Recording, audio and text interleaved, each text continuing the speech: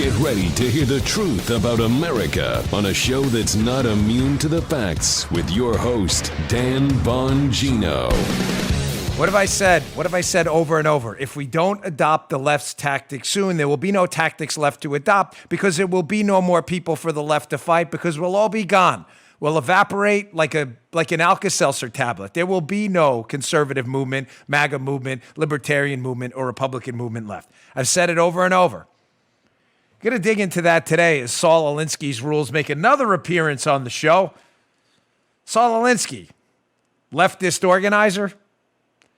His rules are actually quite effective. That's why we find ourselves in the box we are. I got that today. I've also got some terrific video from the impeachment fiasco that broke really bad on the Democrat clown show on Saturday. Today's show brought to you by ExpressVPN. Protect your online privacy today. Get a VPN. Don't wait. Go to expressvpn.com/Bongino. Welcome to the Dan Bongino Show. Let's get right to it. So a little bit of cancel culture, a lot of video today. Also this block on inflation and the debt you're going to want to hear because it involves your wallet, your future, and your kids' economic future. Critical stuff. All right, today's show brought to you, as I said, by ExpressVPN. I've been talking about them for months. Why haven't you gotten a VPN yet? Maybe you thought, hey, it's America. We have free speech and privacy laws. Do we? And so you hesitated. Perhaps you believed that the Congress wouldn't allow big tech to censor and spy on you. And so you didn't act.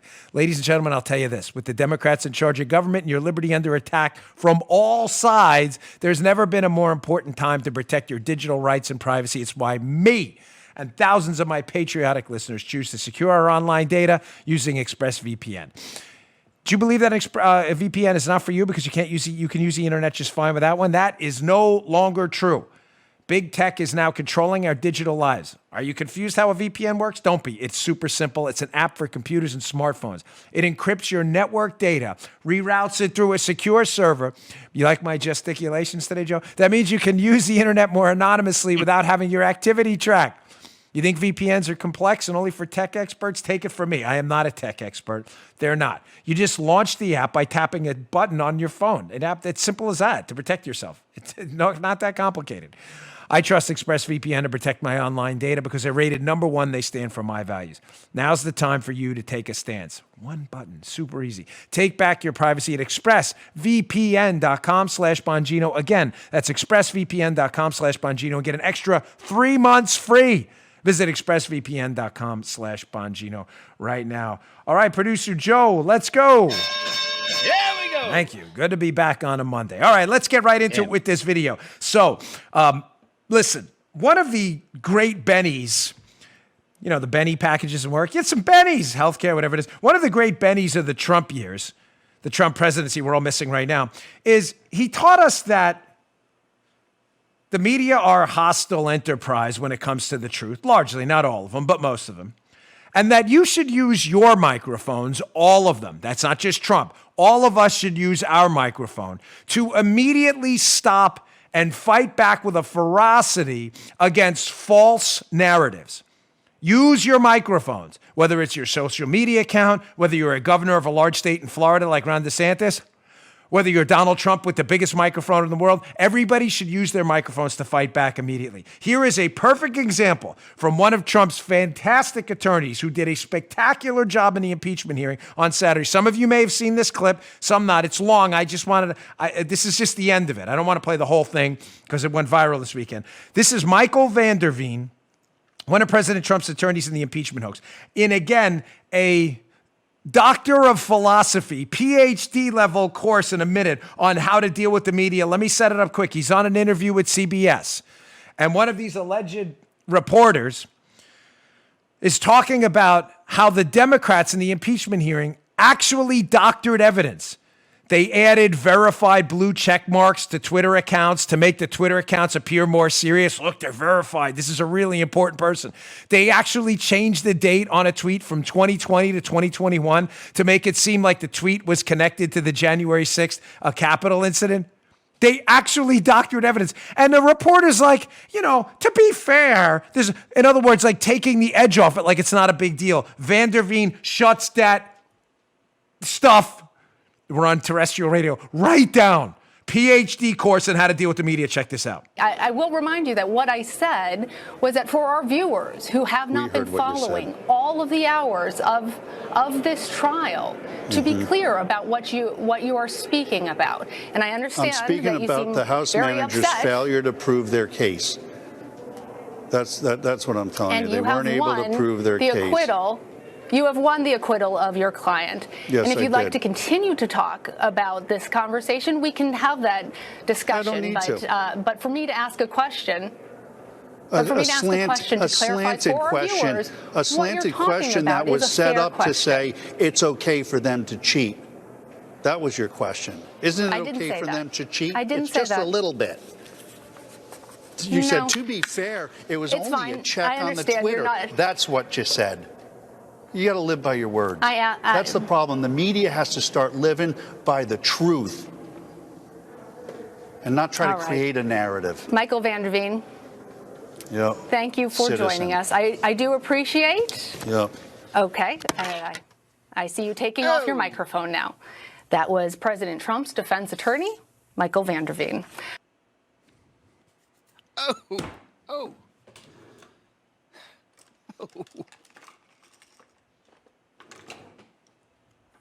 Ah, my man.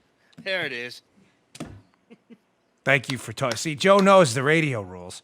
There's 7 seconds of dead air, and they start going to the best of, because on terrestrial, right, Joe? Terrestrial radio, nobody likes us. So Joe's kind of mumbling in the background to make sure that all our affiliates who are on radio don't go to commercial or something else. No, we're still here. That's how it's done. That's how it's done. I wish I had the cigar too, but that thing's kind of gross right now. Now people start sending me cigars. What do people do when they think, oh, no, that's how it's done, folks. What's done? So we can learn something from this. I never, ever like to do shows where we just put it out there and go, hey, that was great. Look, they really wrecked him. They did. He did wreck that journalist. Notice how uncomfortable she is when she's confronted by the fact that she tried to frame a question to pitch a false narrative. And rather than answering the question, which affirms the false narrative, what does Mr. Van Der Veen do? He recorrects and reframes the question in the appropriate way and puts her entirely on the defensive. Ladies and gentlemen, never answer a question from the media that is not, in fact, a question. It's a statement. Never. That was not a question. She wanted to minimize the Democrats. You get what happened there? The reporter, air quotes there, wanted to minimize the Democrats manipulating evidence in an impeachment trial. Manipulating evidence in an impeachment trial. She wanted to minimize it. By the way, a tactic, Joe, in any criminal or civil trial outside of the Congress that would get you immediately disbarred.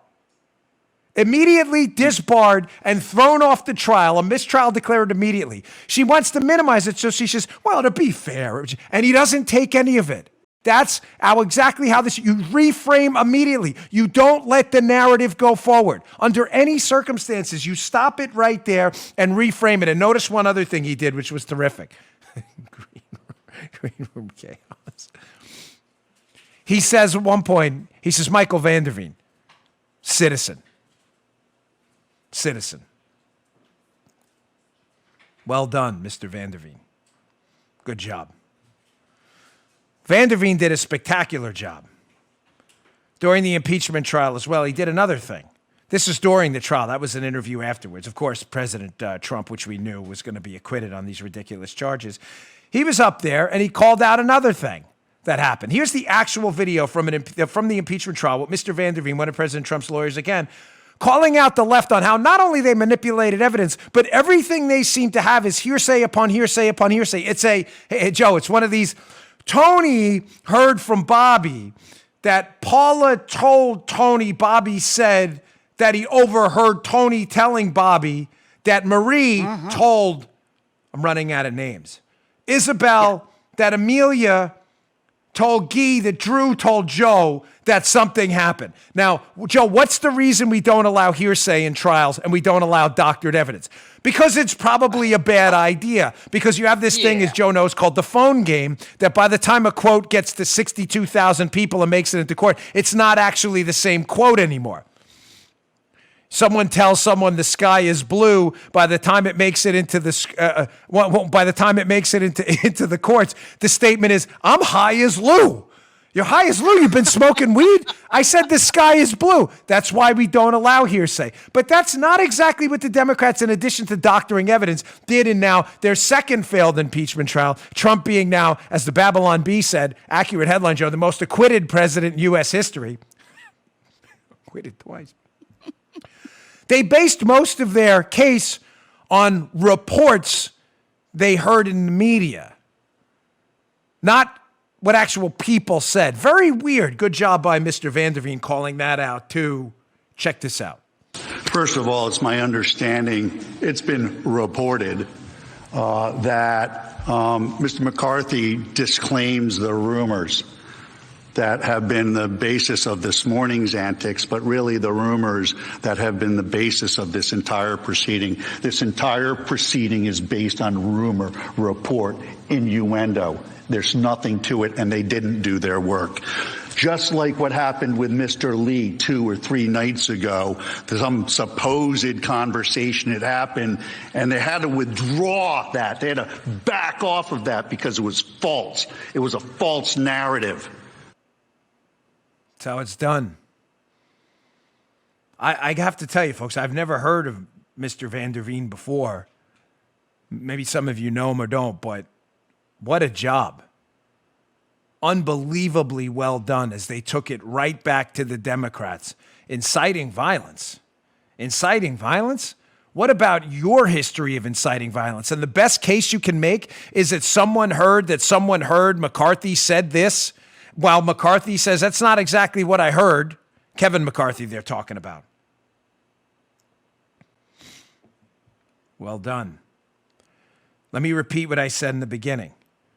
If you're running for office, you're a conservative activist, you're on social media, you all have a microphone. If there is a lesson from the Trump era, I'll say it again, it is that you should use your microphone to always call out false narratives and never, ever ask a question that is not a legitimate question, but a statement. Correct the statement and the false framing first. Correct the statement and the false framing first. Van der Veen just did it twice. Did you catch it? In the first interview, the reporter tries to frame the question as, well, they may have doctored evidence, but it's not a big deal. He's not answering the question about doctoring evidence till he addresses the reporter who thinks it's not a big deal.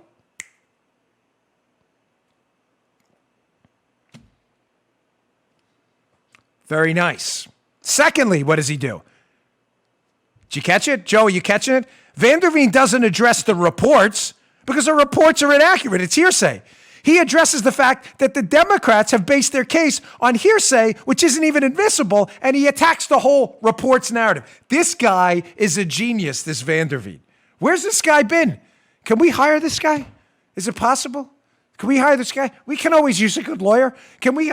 His rate probably went through the roof after this.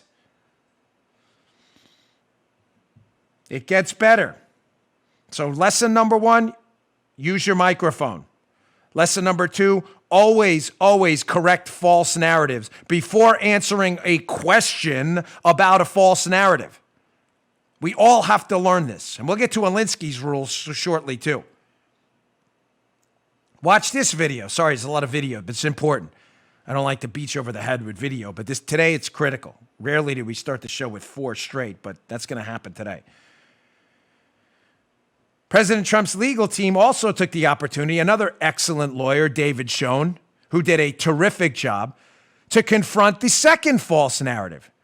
President Trump incited violence on his January 6th speech. He did what? By calling people to march peacefully and patriotically. That's the actual transcript of President Trump's words. How that's inciting violence is beyond me. But if you're a liberal lunatic and your media allies, that probably makes sense to you because you're not sane.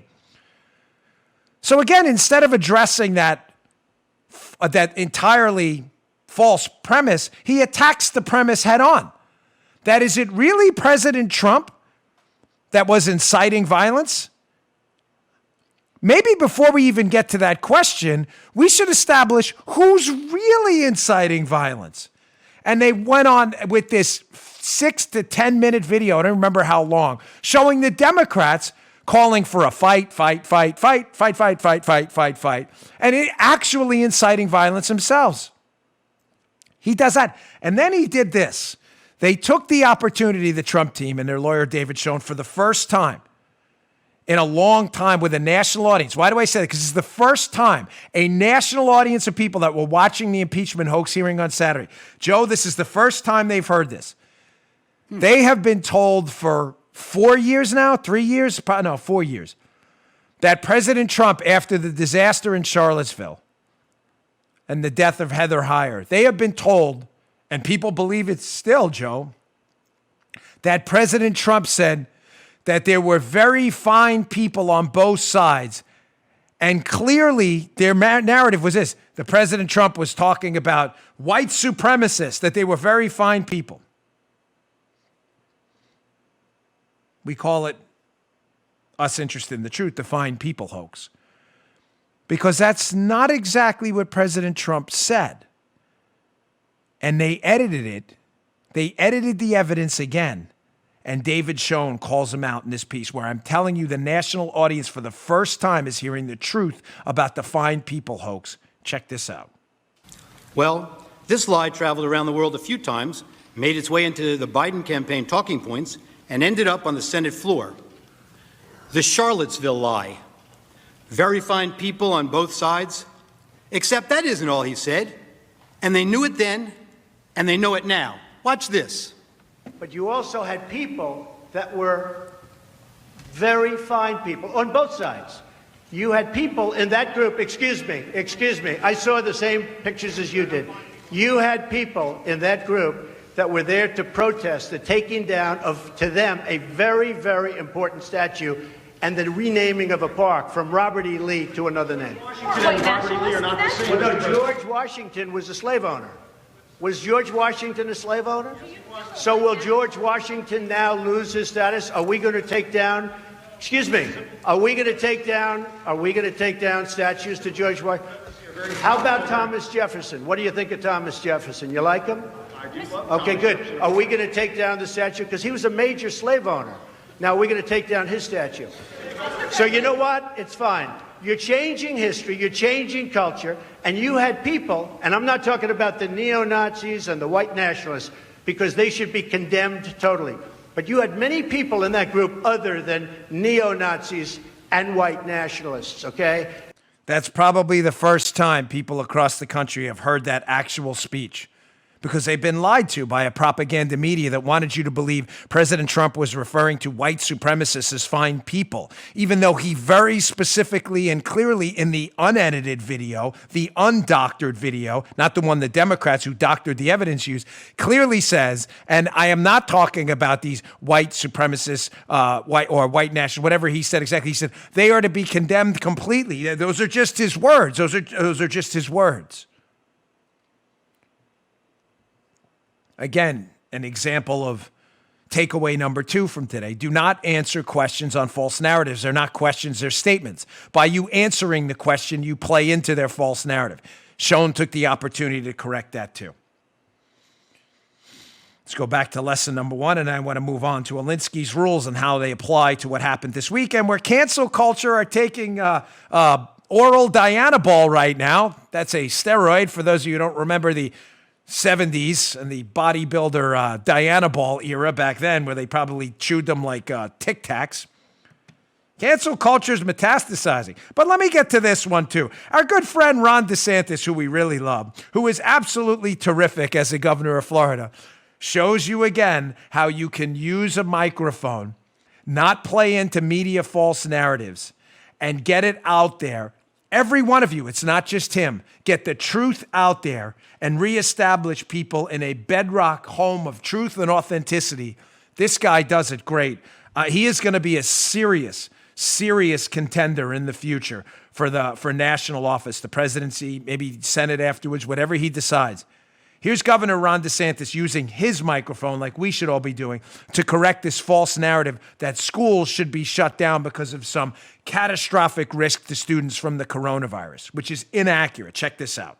We followed the evidence and the data. We didn't follow special interests. We didn't follow hysteria. We did what was right by students and families, and we're much better for that. And the fact that you're going to have schools that are going to be closed for this entire school year and probably even into the fall is a national disgrace. Florida led on education. We were there for our working parents. We were there for our students.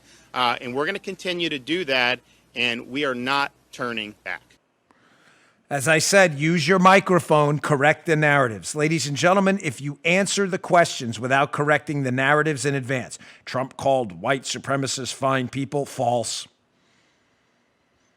It's okay to doctor evidence. To be fair. No, to be fair is to not doctor evidence. Correct the narratives. Use your microphone. Use your microphone. You have power now using social media and other platforms we did not have 20 years ago. What were you going to do? Write a letter to the editor at the paper? That was your best option. You were lucky it got printed. Everybody has a letter to the editor now. You're the editor, and social media is that tool. Use your microphone. It matters. All right, now next I want to get to cancel culture, absolutely metastasizing. And I want to, importantly, because I never like to leave you without solutions. It's easy to complain. Everybody does it. I like to do it a lot. It's cathartic, makes me feel good. But solutions matter, not complaints. We'll get to that in a second. Don't miss that block. Today's show also brought to you by our friends at Magic Spoon. Hey, growing up, we all know it. There's no one, the cereal is one of the best parts of being a kid, was it not? Maybe the best part. You read the back of the box in the morning? But we had to give it up, most of us, because we realized, no, I did, because it was full of sugar and junk that you really shouldn't be eating. Magic Spoon has released a brand new variety pack of absolutely delicious, they're so good, flavors. Now featuring peanut butter. They released peanut butter as a limited edition flavor in 2020, and it sold out 3 times. Probably going to sell out 20 more times because people love this stuff. Peanut butter has gotten so much love, they've decided to make it permanent and add it to the bestsellers variety pack, which includes Frosty, Fruity, and Cocoa. It has 0 sugar Magic Spoon cereal, 13 to 14 grams of protein, only 4 net grams of carbs in each serving. Only 140 calories a serving. It is absolutely delicious. It's keto-friendly, gluten-free, grain-free, soy-free, low-carb, and GMO-free. And it's not here because this is a box in our house of strawberry that, as you can see, is empty. Here's another box of strawberry that's empty. And here's another box of peaches and cream that is empty. I love my kids, but they eat the heck out of this and always throw the empty boxes back on the shelf.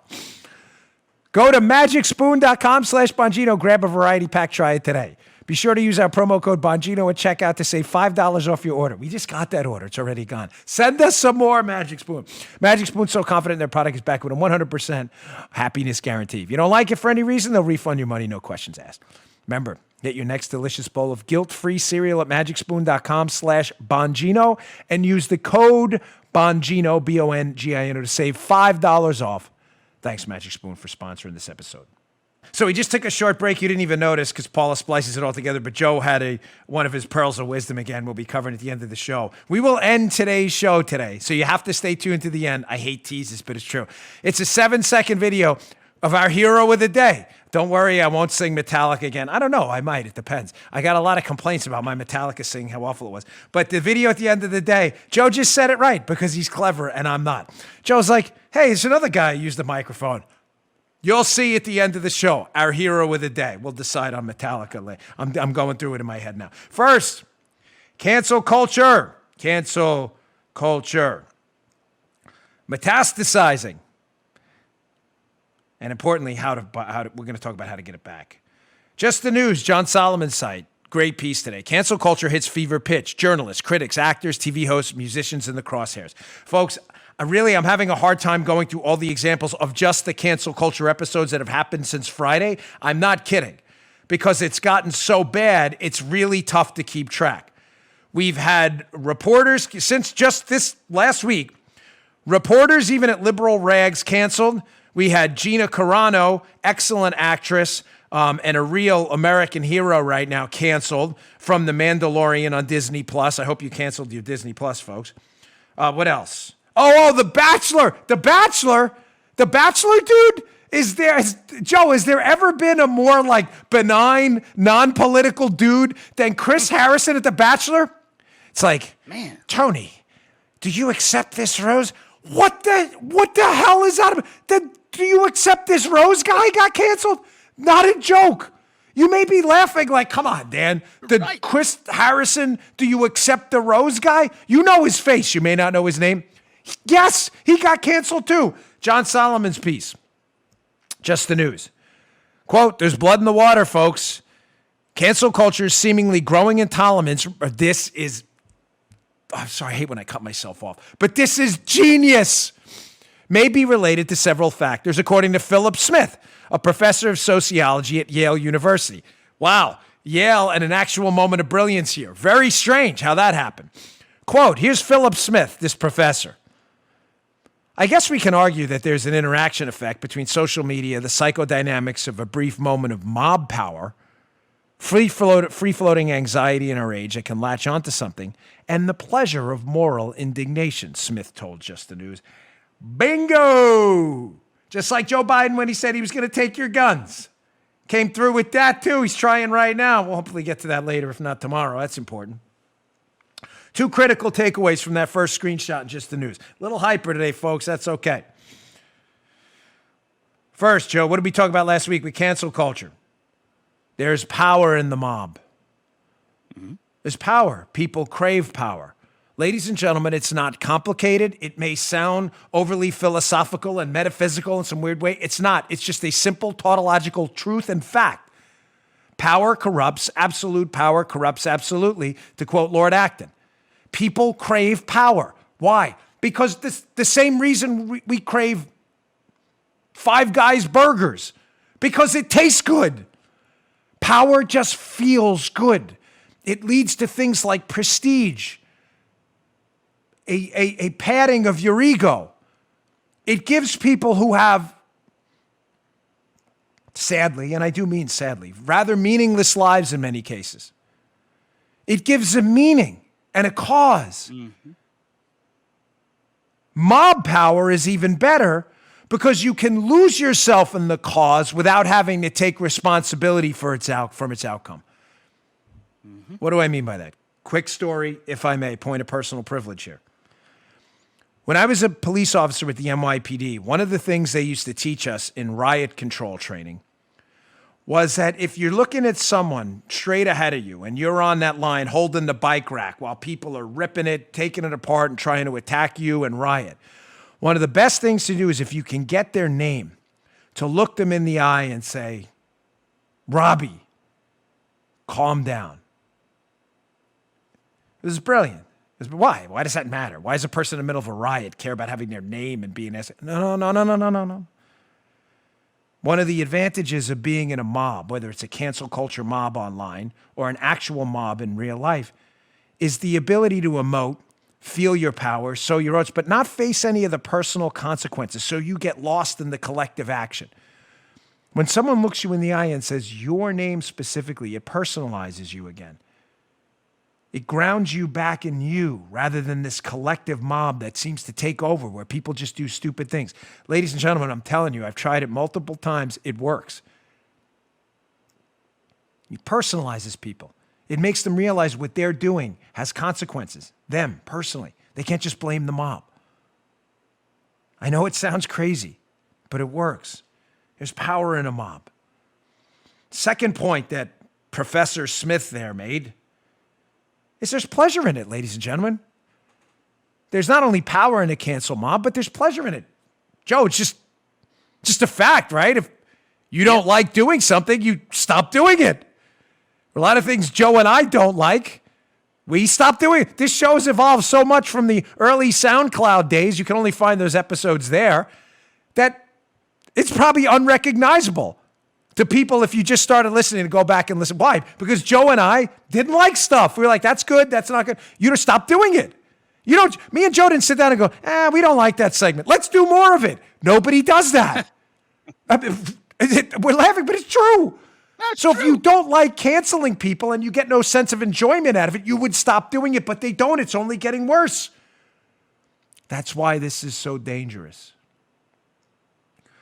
But let's go. All right, now that we've set up the problem, liberals, their radical leftist cancel culture acolytes, love mob power, number one, and they get some sense of satisfaction from it, number two. How do we fight back, and what's the problem? Well, I can tell you first. Let's first say what we shouldn't do, what not to do with cancel culture. He also suggested, this is the professor, a blood in the water effect might be at play. One where folks pile on if they sense humiliation is possible.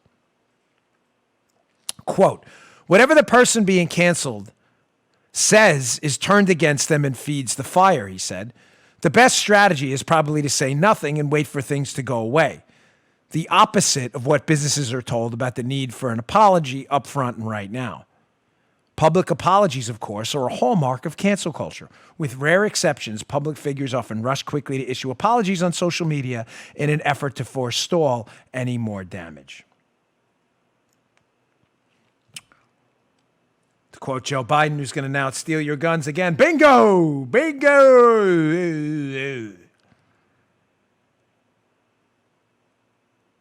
Apologizing will do you no good, folks. It only feeds the sense of power and the sense of pleasure people gain from having that power overview. They don't care about the apology. Just ask the DeRose guy from The Bachelor. Do you accept this rose? Cancel culture's like double-barreled middle finger. Go stuck yourself. Cancel culture cares about apologies?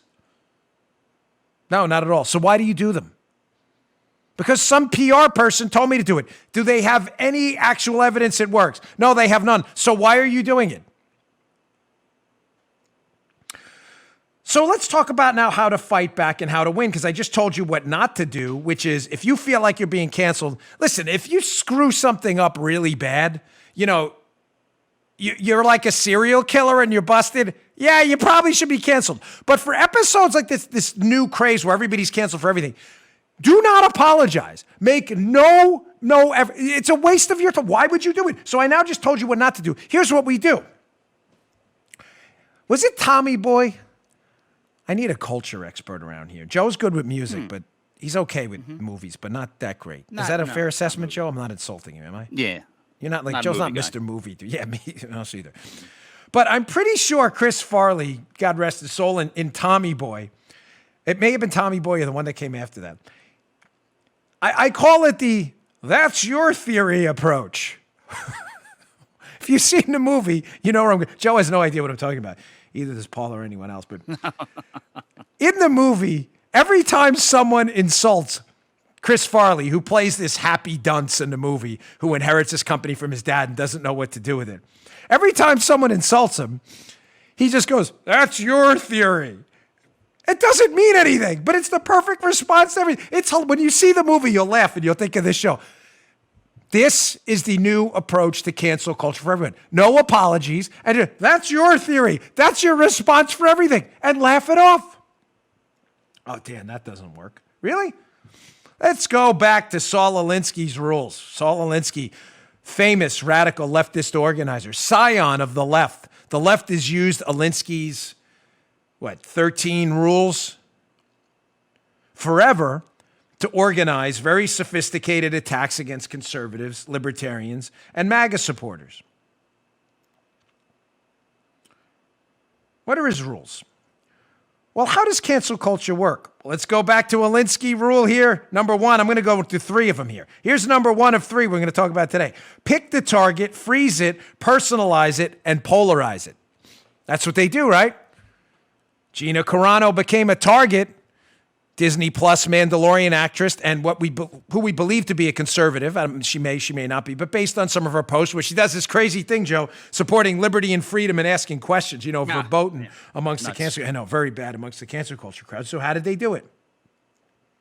Well, of the multitude of targets they had available that day, the radical left decided to pick Gina Carano. Freeze it. Don't let her off the hook. Go to Twitter, Facebook, all of your biased social media, non-Section 230 compliant platforms. Freeze her in place and attack. Personalize it. Tell stories about how Gina Carano daring to ask questions about mask usage has personally led to the death of your grandma, whatever. They probably make most of these stories up. Of course, the connection is totally ridiculous, but they make it personal. I used to say when I ran for office, the left is very good about making things bleed. Bleed, in other words, feel alive. Anything. Make it real. Make it so you pinch it and it's like you can almost feel it. The left is great at that. Pick the target, freeze it, personalize it, and polarize it. Polarize it. Create poles, like a magnet. You're either with us or you're against us. How do they do that? Folks, it's genius. And for you not to adopt the tactic, you'd be foolish yourself. You say things like, if Disney Plus continues to let Gina Carano play Cara Dune in The Mandalorian and act and make a living as an actress, they are definitely anti-science and they're anti-Semitic too. Because Gina Carano posted a statement about the dangers of Nazi Germany and groupthink. Well, that connection seems a little weird that she would be anti-Semitic, warning about the effects of anti-Semitism. It doesn't matter if it's real, folks. All that matters is you make it up and you make it convincing in your efforts to gaslight. Thank you, movie dude, who sent me this. It doesn't matter if it's real or not. You just made it up. What matters is you polarize it. You're either with us and you fire Gina Carano, one pole, or you're an anti-Semite. Huh? What the hell? So how do we take the Tommy boy, that's your theory approach to that? Well, we go to one of Saul Alinsky's other rules. Yeah, this is the same set of rules. Quote, Alinsky, a tactic that drags on too long becomes a drag. Well, if you don't answer and you don't apologize and people like Disney just ignore this, well, what happens? You've unfroze the target. Your polarizing isn't working. Either is your personalization. The tactic starts to drag on and it becomes a real drag because it gets boring after a while. Folks, if you're not memorizing Alinsky's rules and using them in this fight we're in now, you are making an enormous tactical mistake. For the moral failings of the man, his rules were genius. And memorizing his rules is the equivalent of a modern-day SWOT analysis. Not SWAT like special weapons and tactics like police force. SWOT, S-W-O-T. For those of you who've gone to business school, it's one of the few things. I learned a lot in business school. It's one of the few things you can use to develop a matrix, to develop strategies for your business. And it works if you do it right. The S and the W in SWOT analysis stands for strengths and weaknesses.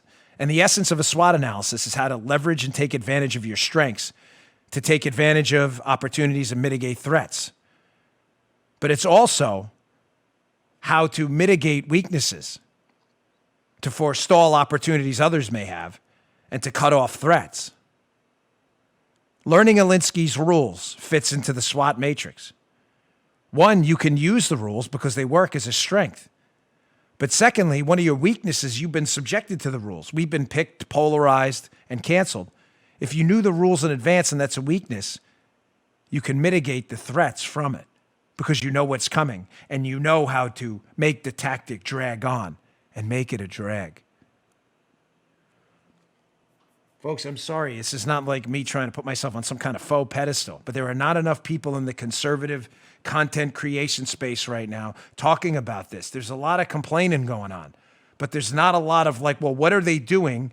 How is it their strength? How is it a weakness for us? How do we make it our strength? And how do we mitigate the weakness by having it used against us? That's tactics. And once we expose the weakness of their position, Gina Carano's an anti-Semite, totally, completely fabricated, made up. She is an anti-Semite. That was the point of her post. Once we expose it, how fake and phony, and we don't apologize, and we make them drag it out over and over and over, it will do what? It will expose the weakness of their position that they thought was a strength, their ability to cancel people.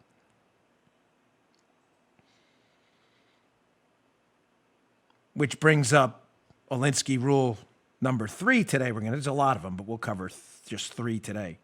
Don't ever forget this one. Power is not only what you have, but what the enemy thinks you have. It's a strength for our ideological opponents, us thinking they can cancel us at any minute, even though their power is a bunch of kids in their basement on social media tweeting to Disney. Well, what happens when that's exposed? And when a company with guts, unlike Disney, doesn't cancel a Gina Carano, and they realize not only doesn't it, not affect their bottom line at all, but they'll probably get new viewers on Disney Plus if they hadn't done what they did, because people would be like, wow, that was pretty cool. They stood up to the mob for once. It'll dismantle the house of cards these leftists have been living on the entire time, which is their faux power. Their power is not real.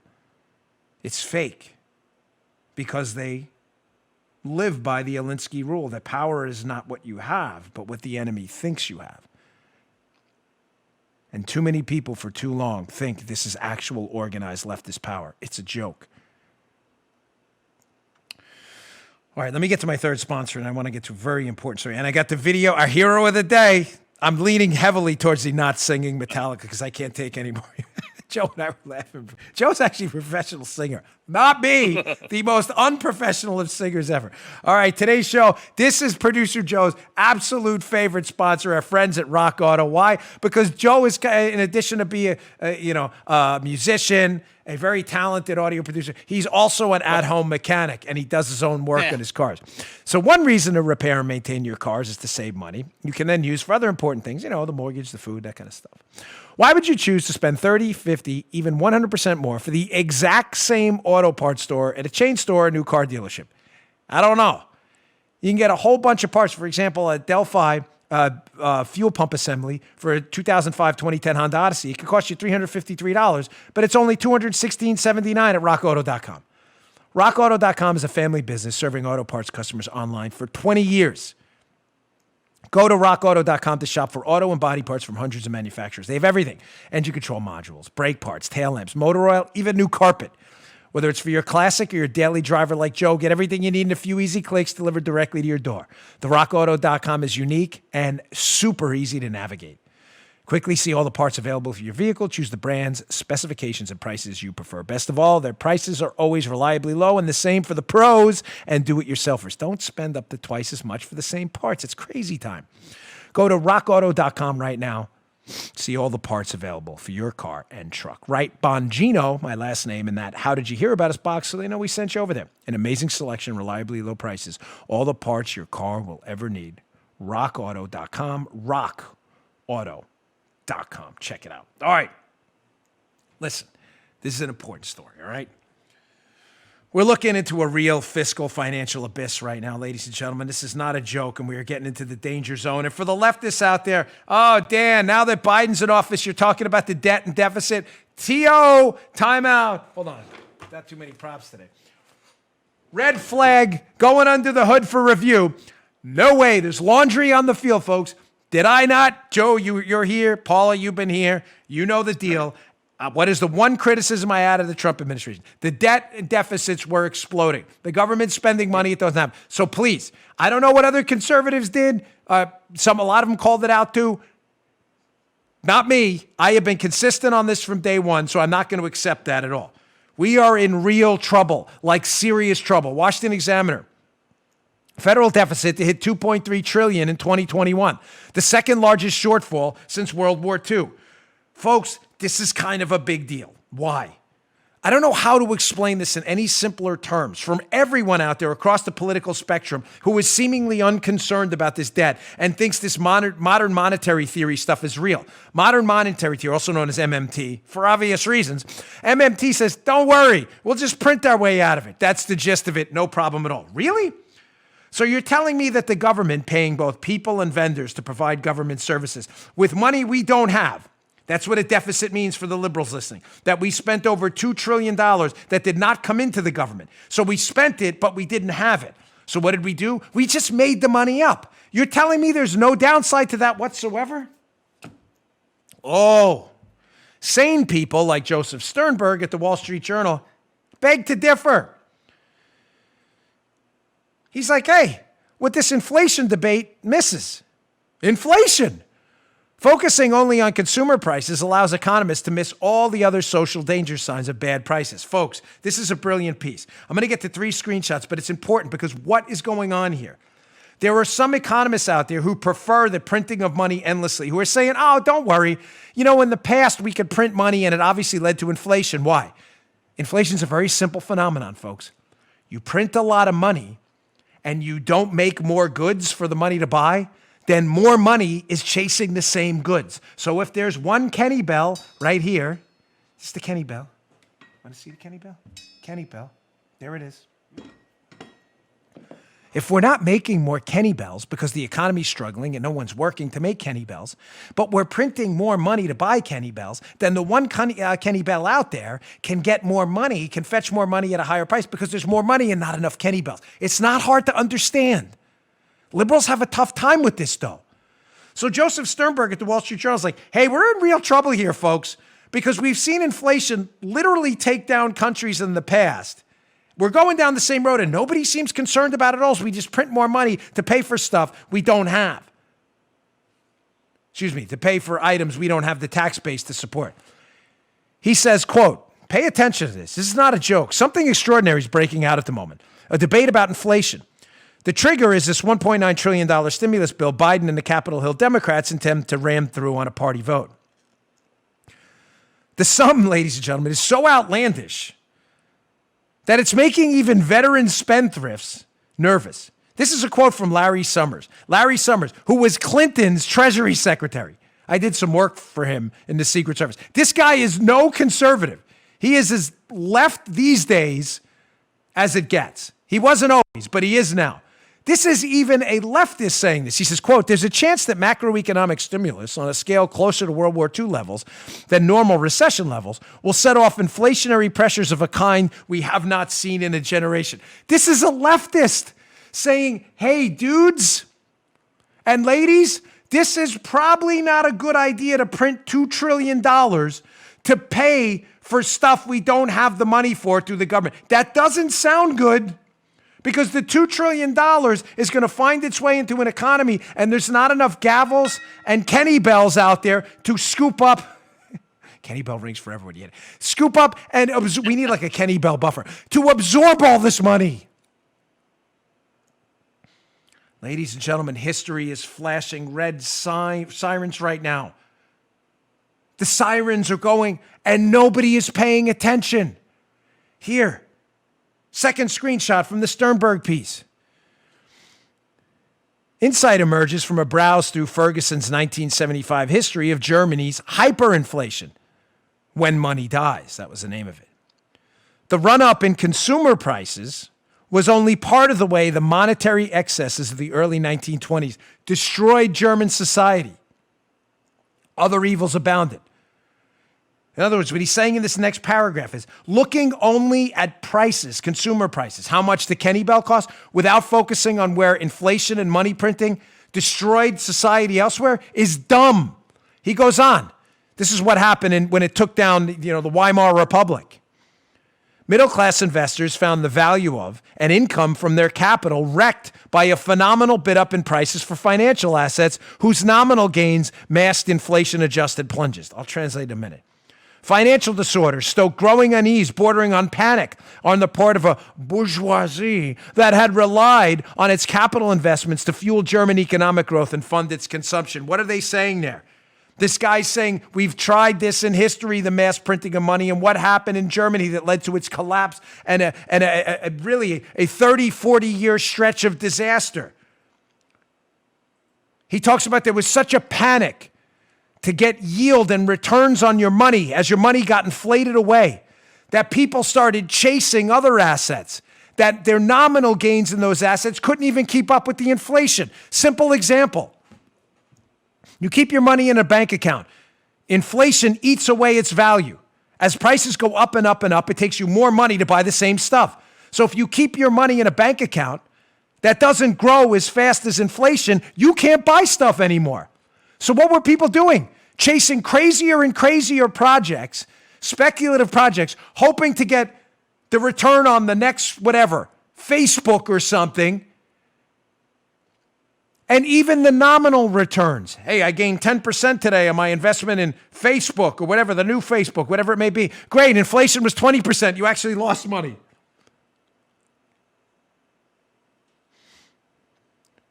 He goes on. A consequence of these chaotic financial markets was a new boom in speculation. The economic miseries of the era were not uniformly distributed, folks. Kind of sounds like something happening now. And the divergence between new classes of haves and have-nots stoked political and personal resentments alongside rampant corruption. Any of this sound familiar? The rich getting richer and the poor getting poorer? We got GameStop folks fighting against hedge fund managers. Sounds really weird, right? In other ways, too, faint but eerie echoes of the Weimar era are starting to sound. A curious phenomenon of that time was the emergence of Notgeld, or emergency money, forgive me if I'm not saying that right, printed by local governments or larger corporations to facilitate commerce amid the collapse of the national money. Is Bitcoin the Notgeld of our day? Elon Musk might think so, given Tesla's recent $1.5 billion bet in alternative currency and his tweet contending Bitcoin is almost as BS as fiat money. Ladies and gentlemen, absent the opportunity of any reliable investment opportunity because your money's withering away and you're afraid to invest in anything that doesn't give you double-digit returns to make you more money than the money you're losing because of inflation, you will have rampant chaotic speculation, financial chaos, and the chasing of yield in increasingly bizarre projects that will eventually lead to the collapse of everything.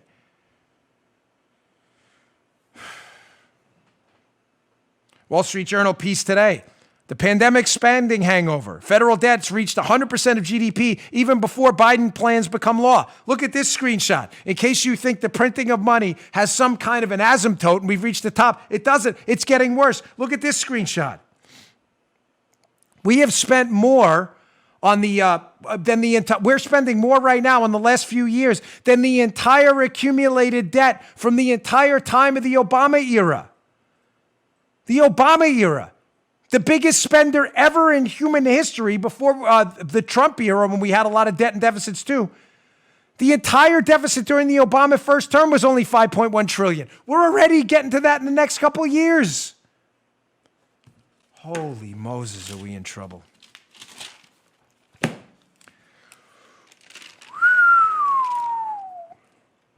All right, I got to get to my video, but I got to buy our final sponsor of the day.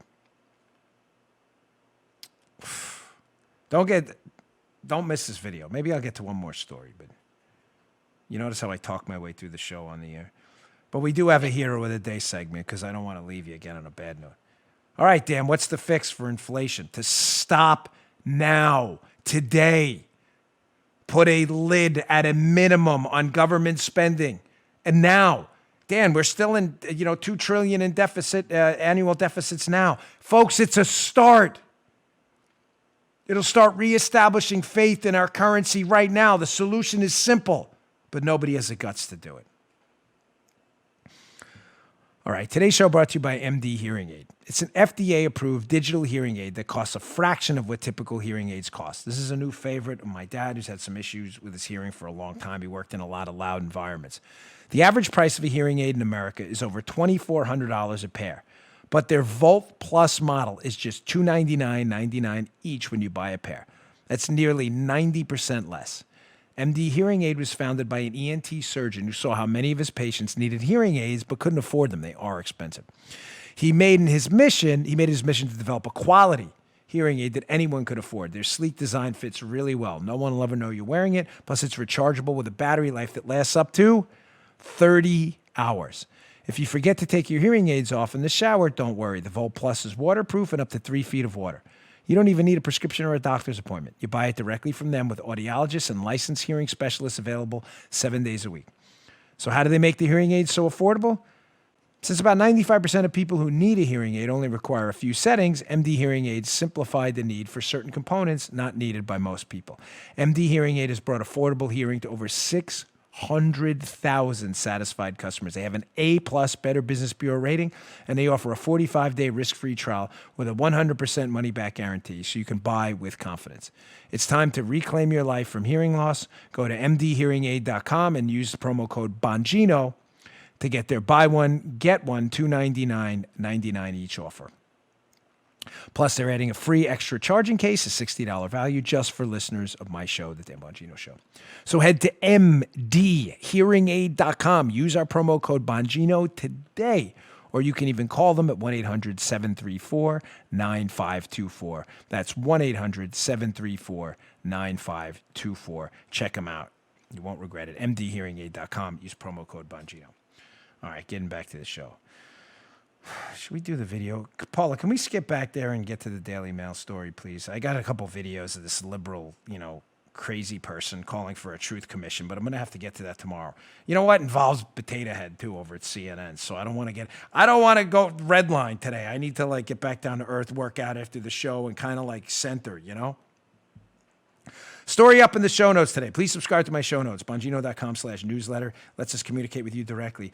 Showing you again what I've been warning you about for, 5 to 7 years now, as long as I've been doing this show, that liberalism is an all-consuming forest fire and a metastasizing cancer on the collective caboose of the entire globe, not just the United States. And the only way to show liberals the devastating effects, sadly, of their own religion, because that's what liberalism is to actually impose real material losses on them from their allegiance to this outrageous anti-American system of government known as liberalism.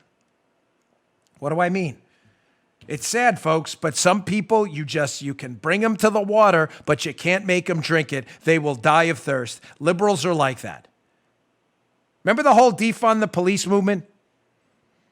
Joe, did we not warn about that? Did we not warn about the stupid? Did we not say, this sounds really dumb? This sounds really stupid. So you have big cities known for high crime, sadly, many of them, and your solution is to defund and get rid of the police officers keeping a lid on the high crime. Who told you that was a good idea? Dopey liberals, because that's what they do best, say dopey things. Well, sadly, and believe me, I mean sadly, it's not. People get hurt here. This is not a joke. But we have warned you would get hurt. We warned you, did we not?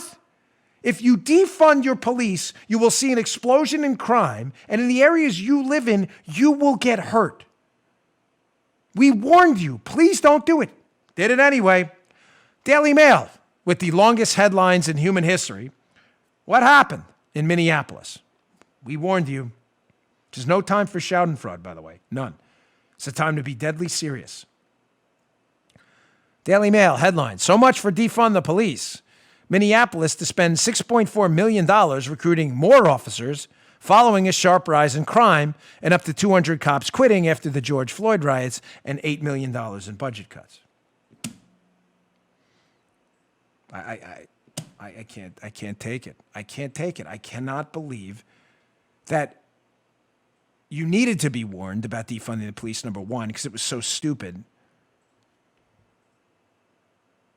But secondly, after repeatedly urging you to do a U-turn, people had to die, had their cars stolen, people had to be raped and assaulted, have their homes burglarized, their businesses burglarized. That all had to happen before you started to say to yourself, liberals in Minneapolis, maybe those crazy conservatives aren't so crazy, and maybe taking away our police officers was not a good idea.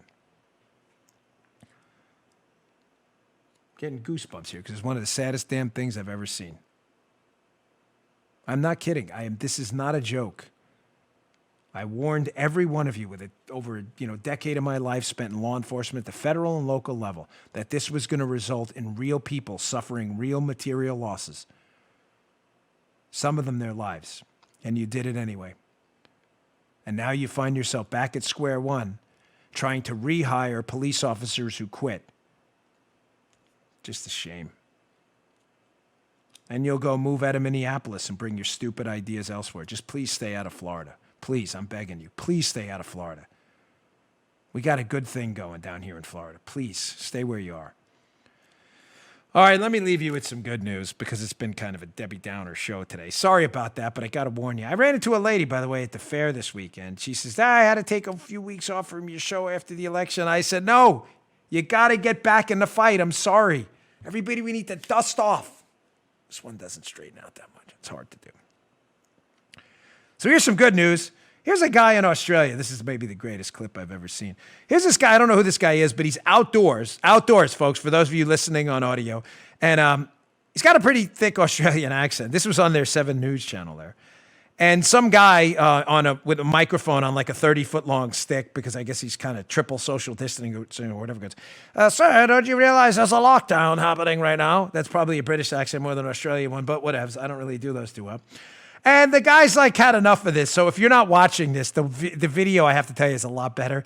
But you'll hear a little thump at the end. I'll explain what happens on the other side of this. Check this guy out. Here's our hero of the day. Did you realise there's a lockdown? Can't wait for some of these snags. This is going to be good at.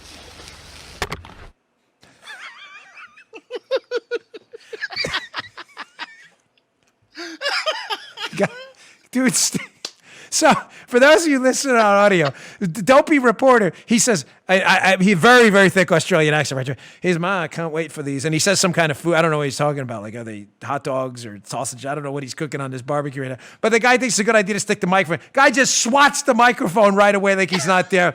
That gentleman, microphone swatting guy, as Joe said, everybody use your microphone. Joe was accurate. I use mine. Use your. That is our hero of the day, whoever that guy is. He's had enough of this BS. Well done. Put a little smile on your face. All right, folks. Thanks again for tuning in. Been a loaded show today. Please go to BonginoReport.com. Make it your home for morning news. It's your new conservative alternative to the Drudge Report. And please subscribe to our Rumble channel on video, rumble.com/Bongino, rumble.com/Bongino. We really appreciate it. We are almost at 1.5 million subscribers on Rumble. It is free for you. Watch the video. Watch that video at the end. It's a real trip. Rumble.com/Bongino. Thanks. See you all tomorrow. You just heard Dan Bongino.